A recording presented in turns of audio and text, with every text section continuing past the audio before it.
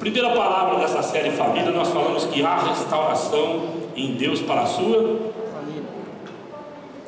Louvado seja Deus, e há mesmo. Deus restaura toda e qualquer família, não importa a situação que eles estejam vivendo. Deus tem um projeto de restauração das famílias. Aliás, Deus aposta nas famílias, a igreja se move através dela. A aliança matrimonial e seus efeitos, nós falamos como essa aliança matrimonial se desenvolve, tanto para o lado bom quanto para o lado ruim. Se nós não observarmos bem, nós sequelamos os nossos filhos e sequelamos a nossa história em função de não observarmos a vontade de Deus como deveríamos. Nós abordamos então nessa ótica, e hoje nós vamos falar sobre forças destruidoras da família. É um livro do Jaime Kemp, ele escreveu sobre esse tema. Eu pensei só o tema do livro dele, não tem nada do que ele coloca lá que eu vou falar para vocês. O que eu vou falar para vocês é algo que o Espírito colocou no meu coração e tem me ensinado ao longo dos anos, que eu gostaria muito de compartilhar com vocês. Espero que o Espírito Santo faça uma obra maravilhosa no teu coração essa noite. Quero orar com você antes de nós entrarmos e adentrarmos nesse assunto hoje. Eleva o teu pensamento ao Senhor. Dá uma ordem ao teu coração para que ele se aquete, haja paz na tua vida. Tua mente, em nome de Jesus, abra para receber o que o Espírito Santo deseja colocar aí. Pai Santo, nós como igreja, de uma maneira reverente, nos colocamos na tua presença agora. Não para entoarmos cânticos a ti, mas para recebermos de ti aquilo que tu tens para falar ao nosso coração, aquilo que tu tens para fazer na nossa vida, e aquilo que tu queres, ó Deus, que façamos a partir dessa palavra. Dá-nos a humildade para recebermos e acolhermos a tua palavra e sairmos daqui um pouco mais parecidos com Jesus Cristo de Nazaré. Nós oramos assim no nome de Jesus. Amém. Isaac preferia Esaú porque gostava de comer de suas caças. Rebeca preferia Jacó. Gênesis 25, 28. É a partir desse versículo que nós iremos meditar em alguns princípios fundamentais para a sua família não ser destruída. A primeira coisa que nós precisamos aprender é ter cuidado com a predileção. O que é predileção?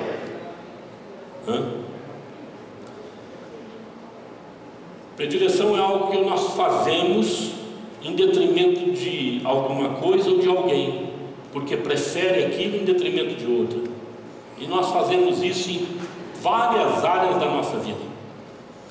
Às vezes, por estarmos com a mente formatada e por gostarmos daquela atividade, a gente sequela outras coisas muito mais importantes que aquilo, mas porque nós gostamos, nós sacrificamos outras que não poderiam ser sacrificadas. É comum casais jovens, né, se casam muito novo e de repente aqui os atletas gostam de futebol, né? Vamos dar exemplo aqui que a turma gosta de fazer, que é jogar futebol a semana inteira, e a esposa tem que fazer dupla jornada. Ela trabalha durante o dia, vai à noite para casa e o bonitão vai jogar na quadra, vai jogar não sei aonde. Tem muito disso, né? Aí o que a esposa faz com o marido? Num determinado momento ela aguenta um certo período, depois pode parar. O negócio é esse, todo dia futebol, não é? Outros vão num viés de trabalho, trabalha tanto que não tem convívio com a família, e aí vai, e a gente vai fazendo isso. E nós fazemos isso também espiritualmente. Ao invés de buscarmos o Senhor, nós viramos uma madrugada assistindo uma série. Acordamos de manhã quebrados, vamos trabalhar arrebentados, mas para assistir uma série inteirinha, né, que nós queríamos assistir, não é? Tem muitos de nós que fazemos isso e fazemos predileção de coisas e de pessoas. Nós precisamos aprender a não fazer isso. Nós temos essa inclinação de sermos parciais. Todos nós, em maior ou menor grau, somos parciais. Mas o projeto de Deus é que não façamos acepção de pessoas e nem acepção das coisas que Deus deseja que façamos. Amém, irmãos? Ele deseja que nós não nos alinhemos àquilo que nos aprisiona, seja lá o que for. Até coisa boa que nos aprisiona não é bom. Se nos domina, é preciso ser colocado no lugar devido dela. Deus nos criou, nos gerou para dominarmos sobre todas as coisas, não para ser dominados. Amém? Isso é fundamental para a tua vida e para a nossa vida, ser liberta desse negócio de fazer predileção em detrimento de coisas importantes. A primeira palavra que está aqui em 1 João 2,15 diz assim: não ame o mundo nem o que nele há. Se alguém amar o mundo, o amor do Pai não está nele. Olha o pensamento do Reinaldo Ribeiro, esse é um poeta do amor aqui. Eu pensei essa frase da internet, ele diz assim: olha, os olhos de quem ama nada veem além da predileção do coração. Assim também será impossível amar a Deus e ao mundo ao mesmo tempo. É tal qual a pessoa que ama a sua esposa, que ama o seu esposo, ama a sua família. Ele tem olhos para a sua esposa e para a sua família. Ele não consegue ver outras pessoas entrando nesse relacionamento.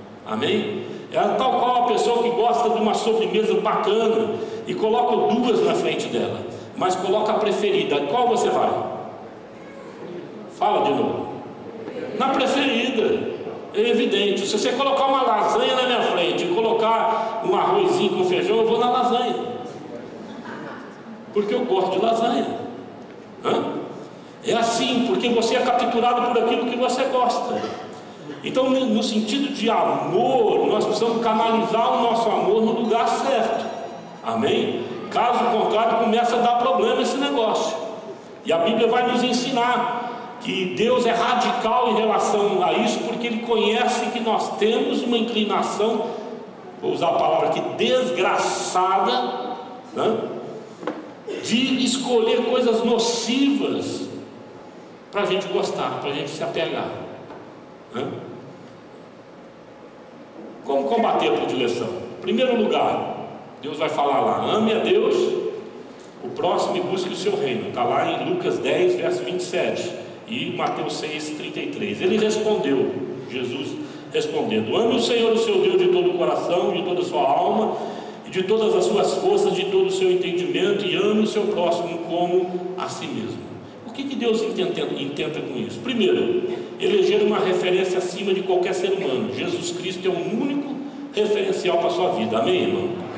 Se nós não elegemos Jesus, Deus, como o único e o primeiro objeto do nosso amor, a pessoa que nós amamos, nós vamos desviar a nossa visão para outras coisas. E quando você troca esse valor, você começa a distorcer esse valor na sua vida começa a ser embaraçada por enganos, por coisas que não vão te edificar, não vão te capacitar, não vão fazer você crescer, vão fazer você diminuir, vão fazer você cair. Não pode se desviar os olhos do Senhor, amém? Nós temos que ter uma referência muito além de nós para percebermos a nossa pequenez constantemente, para diante do Senhor sabermos que nós somos totalmente dependentes dele, que sem Jesus nós não somos nada. Aliás, Jesus disse de um modo radical também: sem mim nada podeis fazer. Que nós não podemos fazer coisa alguma sem Jesus Cristo. Ou seja, é uma total dependência de Deus. É assim que Deus espera, é assim que Deus define fé. Quando Ele fala que nós somos esses homens de fé que vivem pela fé, aquela palavra no grego quer dizer pistis, ou seja, dependência de Deus, é uma dependência total. Amém? É Deus que me gerou, é Deus que sabe o dia que Ele vai me chamar, amados. É Deus que me sustenta. Então eu não sou nada sem Deus. Quando nós temos essa percepção, pousa na nossa alma um estado de espírito de humildade. A arrogância passa longe do nosso coração. Então nós precisamos amar a Deus.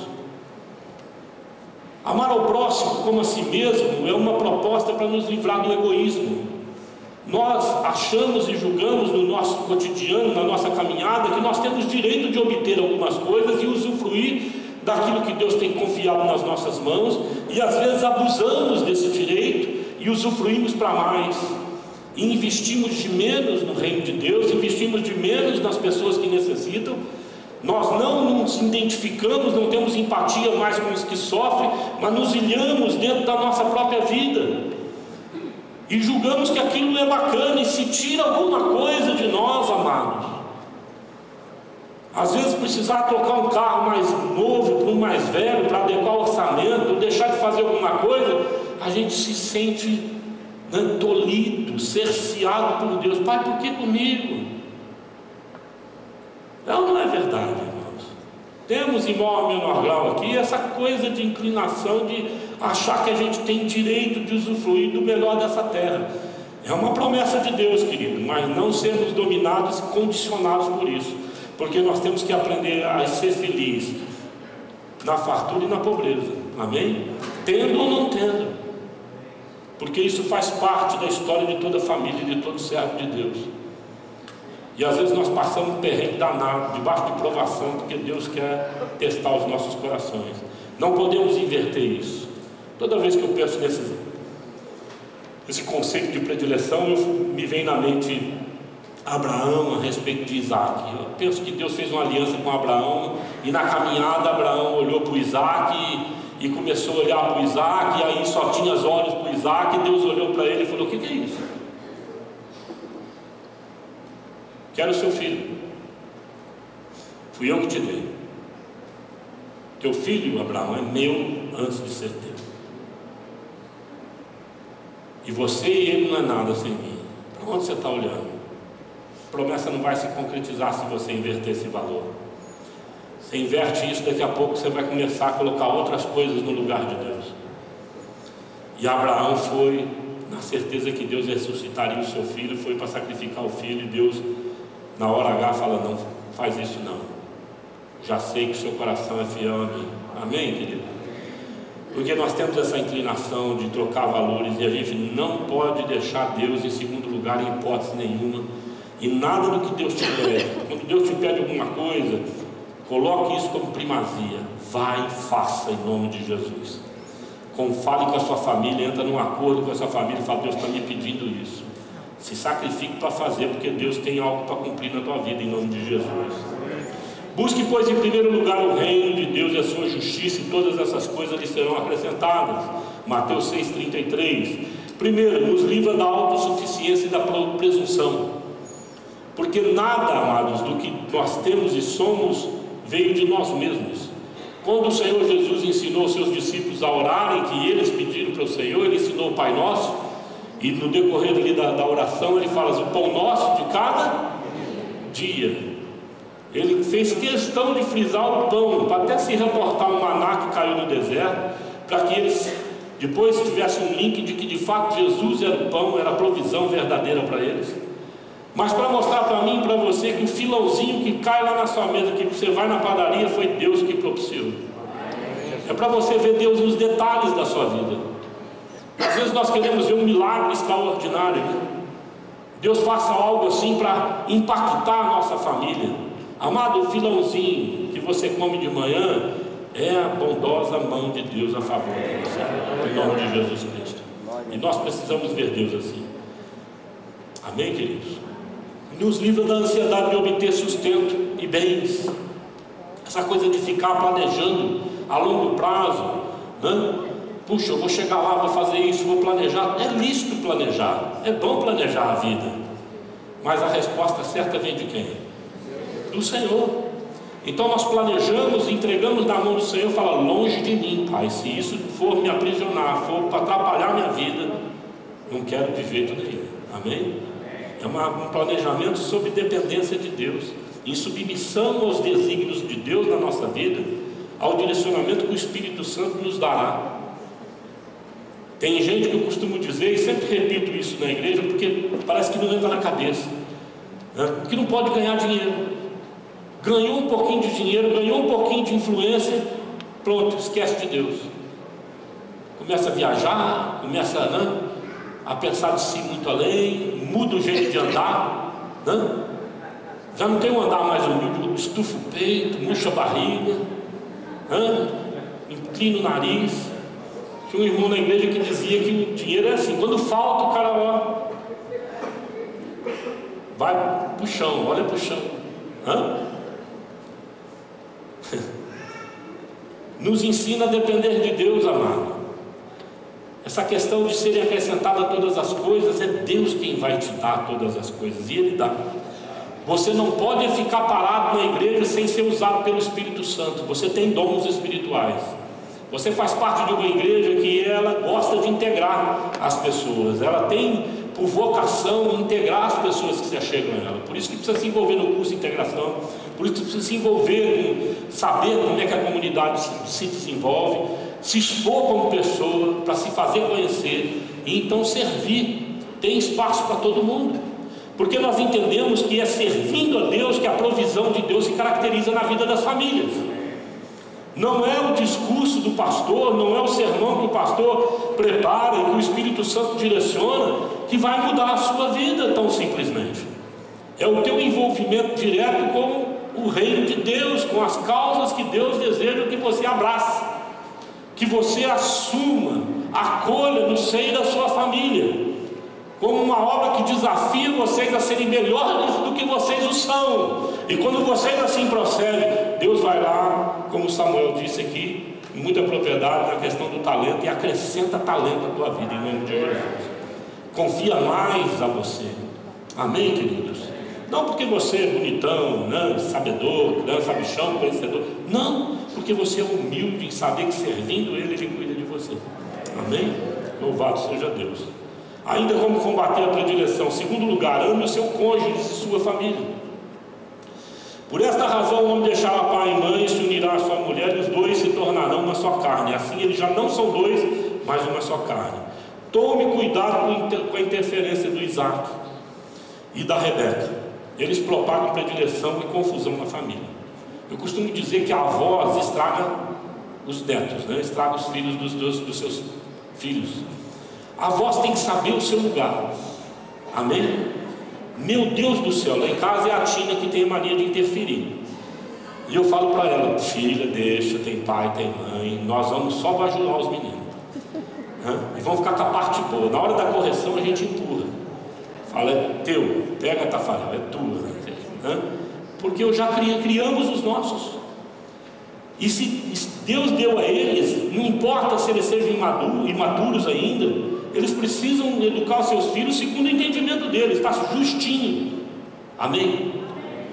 Se exagerar, você pode chamar o filho ou a nora e falar assim: ei pai, você exagerou, né? Está esquisito isso aí, dá uma moderada, no sentido de aconselhar eles, não falar com o neto. Amém? Se tem neto que você corrige, ele corre para o braço da vovó e do vovô para se esconder. Tem filho que você corrige, ou ele corre para o pai ou para a mãe, porque eles não são uma só carne. Na percepção dos filhos, eles são dois distintos, porque não andam em acordo. Um fala, o outro desfaz. Um dá um norte, o outro vai lá e fala: não, filho, faz isso não, seu pai está maluco, deixa isso aí, depois eu acerto com ele. E vice-versa.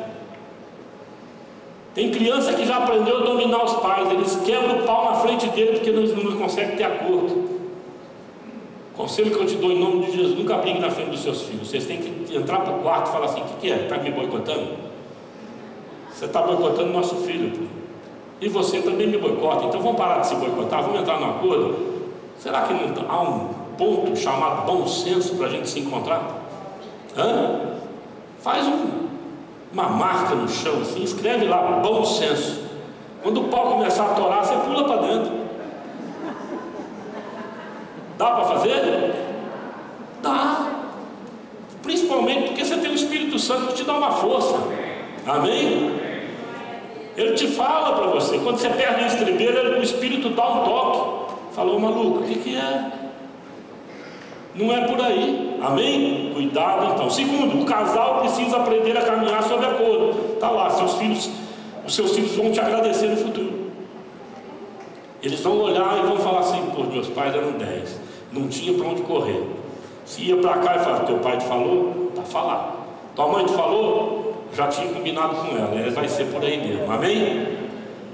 Os filhos vão te agradecer porque eles vão perceber, amados, que há uma unidade entre os pais. E quando ele entrar no relacionamento dele com a namoradinha e casar-se, ele vai olhar para ela e falar assim: vamos fazer um acordo. Porque ele vai aprender a viver no meio disso. Amém? Em nome de Jesus. E não criamos oportunistas, gente que vai para lá ou para cá segundo a sua própria conveniência. Isso é muito desastroso para a vida dos nossos filhos e destrói de fato as nossas famílias. E o Satanás adora isso. Adora. Falta de unidade no casal, na família. O diabo deita e rola. Sabe essas coisas de fazer as coisas sem comunicar? É super complexo isso. Ensine-as com persistência os seus filhos, converse sobre elas quando estiver sentado em casa, quando estiver andando pelo caminho, quando se deitar e quando se levantar. Deuteronômio 6:7 é uma ordem que Deus deu aos pais. Por que Deus deu essa ordem? Primeiro, para que os pais invistam tempo no relacionamento com seus filhos e ensinem sobre Deus e a sua palavra. Eu costumo ensinar à igreja o seguinte: não é você sentar e falar, vamos fazer um devocional, filho. É você andando pelo caminho com o seu filho e de repente acontece um fato inusitado. O menino te surpreende, ou a menina, sua filha te surpreende com uma atitude nobre. E você, conhecedor da palavra, vem no teu coração aquele texto bíblico, né, que enche a tua alma. Você fala, poxa, eu preciso compartilhar isso com meu filho. Filho, senta aqui. Hoje você alegrou o coração de Deus, porque você fez aquilo que agrada ao Senhor. Olha aqui, ó, como Deus age na vida de quem agrada a Ele. Ele falou de Davi assim: esse homem é segundo o meu coração. Ou outra palavra: vem cá, meu servo, tu foi fiel no pouco, eu vou te confiar no muito. Papai vai te dar vai te abençoar. Vou sair com você para fazer alguma coisa, para firmar o conhecimento na mente dele. O filho errou, e a gente, antes de discipliná-lo, de gritar com ele, sentar com ele com a palavra que você conhece bem. E se você não conhece, Deus já imprimiu ela no seu coração. Você pode falar do seu jeito, sem citar a referência, e dizer para ele assim: filho, isso não agrada a Deus, chateou o papai, a mamãe, isso não é legal. Deus gosta de filhos obedientes. Depois procura o texto, vê, vai lá em Efésios. Você precisa ter vida longa, e é isso que o Pai deseja que você tenha. Deseja que você seja próspero. Uma criança criada assim jamais vai se desviar da palavra de Deus. Ele vai aprender que os pais se submetem e têm a referência a Deus. E conforme ela vai crescendo, ela já foi inserida dentro da alma dela a palavra viva de Deus. E essa palavra não volta vazia, irmão. Ela gera um caráter aprovado. Ela gera uma pessoa nobre, uma pessoa parecida com Cristo. Amém, irmão? Uma pessoa que dá gosto de viver junto, de princípios, de posicionamento. Nós precisamos aprender a usar a Bíblia assim. Não devocionais que você senta na mesa e vamos estudar a Bíblia e não pratica depois aquilo que você estudou. Amém?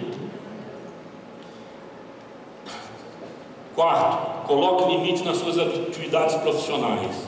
Aposte no jeito de Deus. Há pessoas que fazem predileção, né, pelo trabalho, ou seja, preferem o trabalho em detrimento da família. Trabalha, sol a sol, estamos construindo o nosso futuro e vamos ganhar dinheiro, vamos embora, e daqui a pouco já não conhece mais a filha que tem, o filho que tem dentro de casa.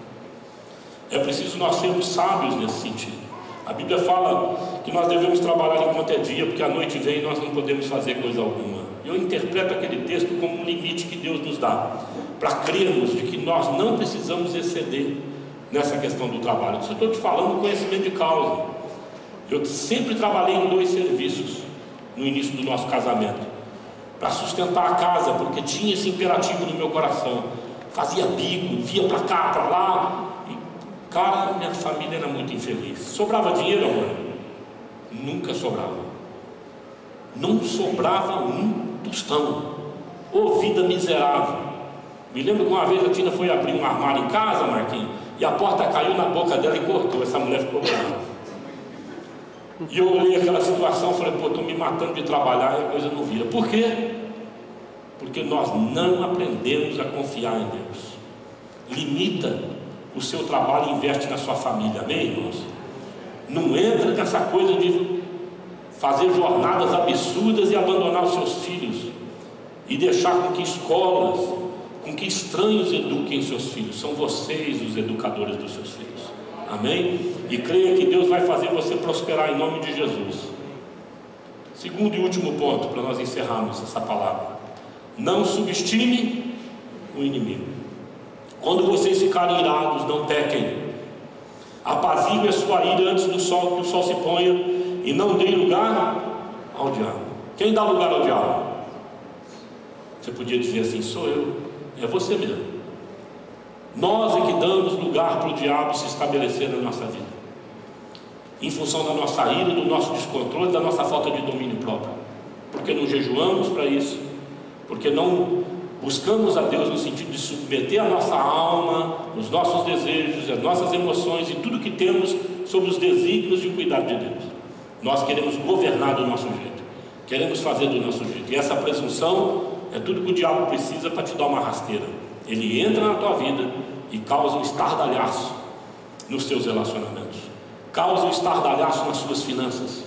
Ele toca na tua vida de modo pontual, de forma com que você seja capturado por uma má qualidade de vida. Aliás, péssima qualidade de vida. Muitos dos nossos irmãos, infelizmente, mesmo crentes, não usufruem de uma vida abundante, de um relacionamento prazeroso, de um relacionamento de confiança, de graça, aonde ele entra em casa e ele respira cuidado, sabe, prazer. É confusão em cima de confusão, ou então uma cisma estabelecida dentro do relacionamento. Não podemos dar lugar a Satanás. Portanto, submetam-se a Deus e resistam o diabo, e ele fugirá de vocês. Como é que a gente faz isso? Ele vai tentar entrar na sua família. Cuidado com a cultura e a questão da espiritualidade. Isaac preferia Esaú porque gostava de comer das suas caças. Rebeca preferia Jacó. O que Rebeca aconselha Jacó? Engana seu pai, ele já está meio cego mesmo, vamos dar um balão nele, e a bênção dele vai para você. Mais ou menos isso. Planejou, colocou lá pelos no braço, não, e foi lá com a caça que a mãe preparou, e gerou o que entre os irmãos? Separação, rivalidade, inimizade, a ponto de Esaú querer matar o irmão. Eu vou te encontrar, eu vou te matar. Olha o que a predileção faz. E essa coisa gera discípulo. Tudo que nós fazemos em detrimento daquilo que Deus nos orientou a fazer, você pode ter certeza que você vai estar gerando discípulo, porque Satanás vai estar soprando nos ouvidos dos seus filhos. Faz igualzinho seu pai, faz igualzinho sua mãe. Ele não tem outro referencial senão vocês. E ele vai aprender, e ele vai replicar aquilo. Olha, Israel gostava mais de José do que de qualquer outro filho, porque ele havia nascido em sua velhice. Por isso mandou fazer para ele uma túnica longa. Quando seus irmãos viram que o pai gostava mais dele do que de qualquer outro filho, odiaram-no e não conseguiram falar com ele amigavelmente. Nós sabemos que os irmãos planejaram até matar José. E aí entra lá o Simeão, o mais velho, e fala: não, não vamos fazer isso não, pelo amor de Deus, vocês enlouqueceram. Que ódio é esse? Vamos jogar ele no buraco aqui, depois a gente dá um jeito, venderam ele então como escravo, mentiram para o pai, levaram a túnica manchada de sangue. E o pai passou anos vivendo sob aquela mentira, uma dor sem precedente no coração. Olha o estardalhaço que faz esse negócio de cultura familiar quando ela é nociva na vida dos nossos filhos. Não subestime isso. Isso não é só um fator cultural, é um fator espiritual, porque Satanás aproveita essas deixas para perpetuar aquilo dentro da família e fazer com que a nossa família seja sequelada. Amados, eu também te falo de conhecimento de causa. Eu venho de uma família assim. Somos em 5 irmãos homens, hoje 4 que não faleceram. É difícil o nosso relacionamento. Apesar da gente lutar para conservar ele em um nível alto, nós não conseguimos, porque nós somos criados assim. Meu pai até hoje fala assim: meu filho predileto é o Laércio. O que é isso? Eu falo: você me arrebenta com isso. Fala isso não, porque eu não sou predileto de ninguém. Só porque eu fui mais educadinho não quer dizer que eu sou melhor. É um crime fazer isso, mas é falta de consciência, falta de sabedoria, falta de instrução espiritual. E aí então nós fazemos essas besteiras. Cá para nós, você não faz. Qual é o pai aqui que tem um filho mais custoso que o outro, e de repente aquele que você fala, ele é bonzinho, e tudo que você fala para ele, ele faz com agrado, e vem: mamãe, tá bom assim? O que a mamãe faz de você? Fala para mim. Mamãe, o que você faz? Ai, filhinho. Aí você fala para o outro fala: ah, não enche o saco não, mãe, não vou fazer. E sai e vai embora. Você faz carinho com a cafuné dele também? Faz não? Não faz, né? E aí vai crescendo assim. Como é que você começa a olhar um e o outro? Você sabe que o seu irmão é assim, você já começa a estigmatizar. Vai lá e faz você, deixa ele, que depois eu dou um jeito. E o irmão começa a criar a fama da ovelha negra na família. Não é assim? É desse jeito. Até com os filhos nós não sabemos viver dessa questão de lidar com eles. A gente acaba fazendo acepção de um do outro. Não é verdade, irmãos? Nós precisamos ser capturados para a sabedoria divina, amado, e não cair nesse laço, em nome de Jesus.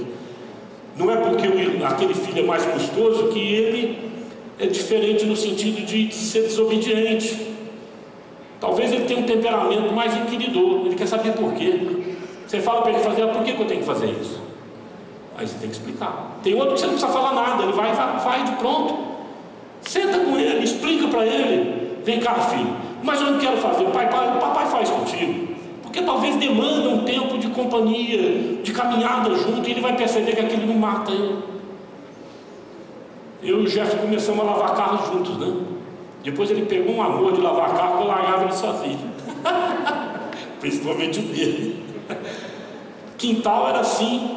Você pediu uma coisa para mim quando eu era menino: pai, não me põe para lavar prato, eu detesto esse negócio. Limpar a casa, eu lavo o quintal. Essa é a minha missão. Eu falei, estamos fechados, essa é a minha missão. E as meninas ficaram mais para dentro de casa para ajudar a mãe. Mas todo mundo tinha dever e tinha responsabilidade para manter a família equilibrada. E nós precisamos assumir esse compromisso como família, uns com os outros. Amém, irmão? Todo mundo precisa ter dever. Bom, Jacó reproduziu o que havia aprendido com seus pais, Isaac e Rebeca. Ele gerou ódio entre os irmãos e José acabou sendo vendido. Terceiro propósito aí: não limite os aspectos comportamentais e culturais da família. Identifique as áreas de vulnerabilidade da sua família. Você precisa identificar o que estava acontecendo, o que aconteceu na vida dos seus ascendentes, dos seus pais, dos seus avós, dos seus tios, e o que é que está acontecendo na nossa vida hoje. Tem alguma coisa a ver com aquilo? Aquilo está refletindo hoje, está reverberando para a vida dos meus filhos? Se está, eu preciso dar um basta nisso, amém, irmão? Eu preciso pôr um ponto final nesse negócio. Vamos lá. Muda, meu filho. Não muda então, fica aí. Ezequiel 16:45 diz assim: agora mudou, eu quero voltar.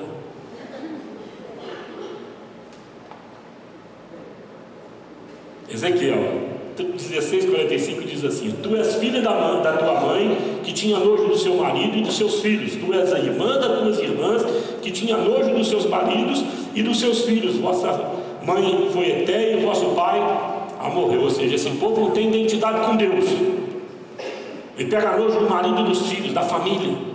E isso está sendo feito lá. Então você é fumante, tá bom, filho? E seu filho também vai ser fumante. Só para parafrasear o texto aqui. Você é mentiroso, seus filhos também vão aprender a mentir. E você também, seus filhos vão aprender isso também que você faz aí, que eu não sei o que é. E que você precisa parar de fazer em nome de Jesus, amém? Nós precisamos dar um basta nesse negócio. A Bíblia fala também, para te mostrar que Satanás não conhece outro endereço, em Lucas ele diz assim: quando o valente bem armado guarda a sua própria casa, ficam em segurança todos os bens. Sobrevindo, porém, o mais valente do que ele, vence-o, tira-lhe a armadura em que confiava e lhe divide os despojos. E aí Jesus diz assim: quem não é por mim é contra mim. E quem comigo não ajunta, espalha. Quando o espírito imundo sai do homem e anda por lugares áridos, meu Deus, esse negócio hoje está terrível aqui, gente. Procurando um repouso e não achando, diz: olha o que o demônio fala depois que saiu dessa vida. Ele diz assim: olha, voltarei para a minha casa, de onde saí. E tendo voltado, encontra varrida adornada. É gente que foi liberta, mas não ocupou a vida com as coisas de Deus. Só está lá assim, ó, dá mais comida. Eu quero mais bênção. Ovelha gorda que não trabalha, que não assume responsabilidade, mas está vazio, não tem princípio, não tem valor, não se envolve com as coisas do reino. Bom, vazia, varrida e ornamentada. Então vai e leva consigo outros 7 espíritos piores do que ele, e entrando habitam ali, e o último estado daquele homem se torna pior do que o primeiro. Ou seja, o inimigo não conhece outro endereço a não ser sua família. Não pense que demônio é onipresente, onisciente. Não são. Ele acompanha a sua família. Nós cremos em ação de demônios familiares. Você acha que no centro espírita, e eu vim de família tudo espírita, desde a Umbanda, mesa branca. Você acha que quando a vozinha fala imitando o seu parente lá, quem que é? É um inimigo que de repente fez uma pesquisa no mundo espiritual para ver como que seu pai falava? Ou ele já conhecia sua família? Claro, sabe imitar a voz, os trejeitos. Aí você sai de lá falando assim: o que é isso? Meu pai falou comigo, falou assim. O diabo acompanha a vida das pessoas, amado. Vamos lá. Ele vai tentar reproduzir os pecados na sua família. Depressão, suicídio. Quem tem depressão, problema de depressão na família, fica esperto. Cerca teus filhos, cerca a tua vida de comunhão com gente viva. Amém? Não com gente morta que fica removendo o passado, que vive de passado, vive de entulho. Tem que ter com gente viva, gente que tem convicção de que ele pode, que ele tem condição, que ele é solução, que ele é bênção nessa terra. Vai ser para ti também, em nome de Jesus Cristo. Culpa. Tem gente que peca e fica se rastejando por resto da vida, e sendo acusado por aqueles que estão ao redor dele, pisando no pescoço daquele coitado que já caiu, ou coitada. Não pode, amado, porque não há condenação para aqueles que estão em Cristo Jesus. Jesus te justificou e glória a Deus, aleluia. Agora eu tenho que, evidentemente, colocar cercas, limites, porque caiu, pode cair a segunda, então agora nós botamos limite, isso é natural. Amém? Vamos andar mais junto, vamos estar pertinho do outro, filho, cola aqui, vamos andar juntinho. É assim que a gente põe limite. Empatia, estar junto, fortalecer um ao outro, baixa autoestima, insegurança, angústia, amargura, gente enferma, porque tem uma amargura impregnada dentro de si, que não consegue se livrar, não consegue doar perdão, e aí adoece, aquilo se torna uma patologia efetiva e somatiza no corpo, amado. Nós já vimos isso, eu e minha esposa, na vida de várias famílias, gente que não tinha para onde se desabafar, respirar, e aquela angústia tomou conta de uma tal maneira da alma que surgiu cânceres, tumores, enfermidades seríssimas que paralisaram e paralisam pessoas. Dentro da igreja tem muita gente paralisada assim, não consegue se livrar da amargura. Perdão, amado, é você botar uma pedra em cima e falar: nunca mais toco nesse assunto. Amém? Não vou tocar mais nisso, vou deixar no passado esse negócio, vou distanciar isso, como o Oriente é do Ocidente. Eu não vou acessar mais esse negócio, eu vou viver uma nova vida em Cristo Jesus. Amém? Todos nós pecamos, todos nós erramos, e nós precisamos viver dentro dessa graça que nós sabemos falar sobre ela, mas vivemos pouco sobre ela. A gente vive muito pouco. Ansiedade, não vou falar o nome, mas a irmã falou para mim ontem assim: parei de roer a unha, 40 anos roendo a unha. Muita amiga da gente. Ansiedade, eu também já fui muito ansioso, já tive um tumor, perdi rim, negócio bem bravo, porque somatiza, você fica doente. Quando você está em estágio de ansiedade aguda, dói o corpo. Eu preciso ir para a cama dormir, ou então peço para a doutora Elza: doutora, arruma um remedinho. Ela faz uma receita para mim dormir, relaxar. Porque o cara tenso, ansioso, é assim, você precisa parar de qualquer maneira, porque senão ele te domina. Ele entra dentro de você da tal maneira que chega de madrugada, você abre o olho e o pensamento começa, e vai-se o sono embora. Um aprazolam, pega bacana. Procura a Elzinha que ela dá um jeito nessa máquina mortífera. Se não der jeito, faz uma terapia com a Elô, que ela também é muito boa nesse negócio. Pensa, compulsividades. Tem gente que abre, como o Yosser fala, abre a geladeira e faz discurso, né? Gosta de discursar. Tem outros que vai e come direto, não para. Depois não sabe por que está obeso, né? E ali tem adultério, vícios, divórcio e outros. Você sabe o que está acometendo na sua vida. Você tem que identificar o que veio acometendo nos seus ascendentes e como você deve parar isso. Vamos ficar de pé.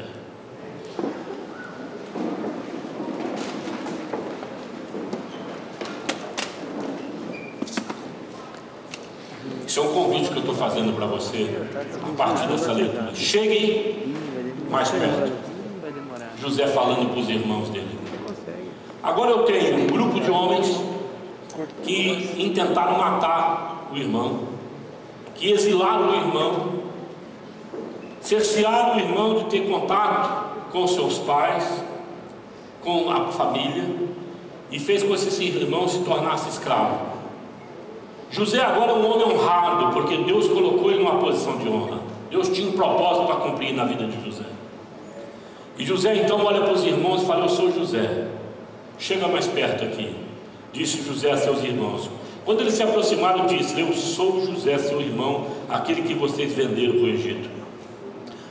Olha o que ele diz: agora não se aflijam, nem se recriminem por terem me vendido para cá, pois foi para salvar vidas que Deus me enviou adiante de vocês.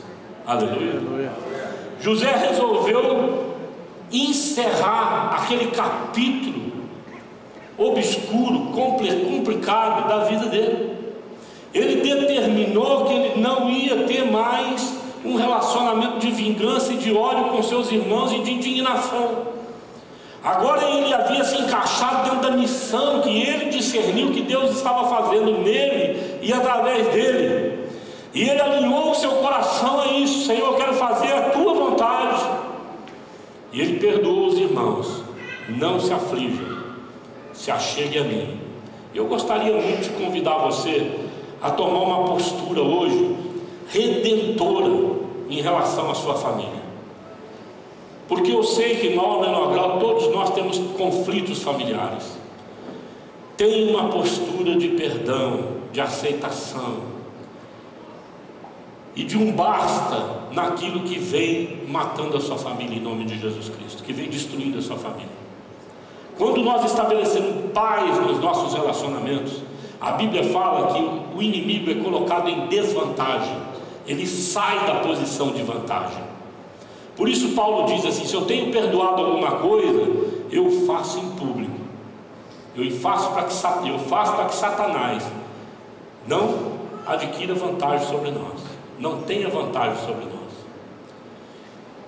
Eu gostaria de convidar você a fazer isso. Não importa quem te feriu, não importa quanto você foi marcado ou marcada nessa história de família, seja por quem for, você tem condição de parar hoje e falar: não vou reproduzir mais isso na minha família. Isso não vai ser perpetuado na minha família, em nome de Jesus. Não vai ser perpetuado na vida dos meus filhos e dos meus netos. Nós precisamos dar um basta. Quando eu era moço, sem conhecer Jesus, me casei com a Tina, eu prometi no meu coração, porque eu não conhecia Deus.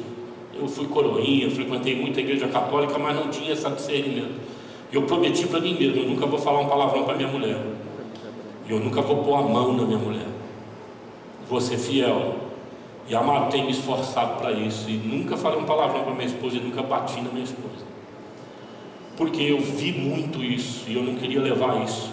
Se você tomar essa decisão em nome de Jesus, você barra a ação de Satanás na sua vida e a ação da cultura nociva que a sua família deixou para você como herança. Pega só o que é bom. Amém? Quero orar com você. Eu gostaria muito que você, se tiver acompanhado de família, se apegasse aí a sua família no nome de Jesus Cristo. Se você não tiver com a sua família aqui, você vai encostar num amigo, numa amiga ou numa pessoa que você respeita, que você gostaria de andar junto, em nome de Jesus Cristo. Nós vamos ter uma palavra de oração. Oh Deus bondoso, Deus é maravilhoso. Oh Espírito Santo, Deus é muito bom. Deus não leva em conta os pecados passados. É só se arrepender e Deus vai te projetar para dentro de uma nova vida, uma vida melhor do que você viveu até aqui. Pai, em nome de Jesus Cristo, eu uno meu coração com esta família que está reunida nesse lugar, Senhor. E Tu sabes que temos falado, ó Deus, que o Senhor tem nos ensinado, de fato acontece na nossa vida. E nós sabemos que o Senhor é aquele que nos dá uma nova oportunidade, é aquele que renova o seu amor, renova a sua aliança para conosco. E nós humildemente nos achegamos a Ti. Pai, dá-nos em nome de Jesus a oportunidade de consertarmos, de fazermos com que a nossa família se porte e ande de modo diferente, alinhada, ó Deus, a essa promessa maravilhosa de vida abundante que Cristo Jesus colocou, Senhor, na história e que favorece as nossas vidas. No nome santo de Jesus, que essa promessa venha sobre nós e nós comecemos a usufruir, ó Deus, dessa comunhão, não só prazerosa, mas também edificante, também crescente, também capacitadora, também libertadora, Pai. No nome de Jesus, torna essas famílias agentes, dispenseiros da Tua graça, por onde quer que eles andem. Faça com que os Seus filhos contem uma história maravilhosa, ó Deus, de famílias abençoadas, glorificadas, ó Deus, pelo Teu poder, pela Tua vida na vida delas.